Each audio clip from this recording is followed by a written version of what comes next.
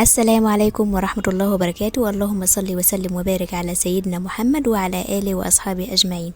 ازيكم يا بنات؟ عاملين ايه؟ وحشتوني قوي قوي من الفيديو اللي فات. يا رب تكونوا بخير وصحة وسعادة.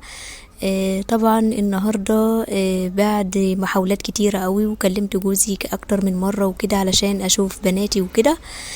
طبعا اخيرا سمح لي ان هو ان انا اجي اشوف العيال ولو ساعة بس. انا طلبت منه ولو ساعة بس، فاتصل بيا وقال لي تعالي النهارده، جبت لهم احلى فطار طبعا، وخليتهم عملوا كل اللي هم عاوزينه، وفرحانين قوي ومبسوطين بيا.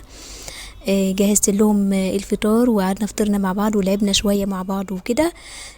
وقلت اصور لكم بقى اللي هو الفطار بتاعنا النهارده. عملت طبعا فول، وهم بيحبوا الفول بالبيض برضو، وعليه شوية سلطة كده زي الطماطم وفلفل. وسلقت لهم طبعا بيض، خليتهم قطعوه بالقطاعة كده زي ما انتوا شايفين كده، شكله حلو جدا وجميل. وجبت جرجير وقطعته كده زي ما انتوا شايفين كده، وفلفل اخضر، بيحبوا الفلفل الاخضر والفلفل الالوان طبعا بيبقى جميل قوي على الفطار وكده. زي ما انتوا شايفين كده. يا رب يكون الفيديو عجبكم، ما تنسوش تضغطوا لي لايك واشتراك وتفعلوا زر الجرس علشان يوصل لكم كل فيديوهاتي الجديده ان شاء الله باذن الله. بحبكم جدا جدا، وهتوحشوني للفيديو اللي جاي باذن الله. ان شاء الله باذن الله هنزل لكم فيديوهات كتير قوي هتعجبكم ان شاء الله. مع السلامه.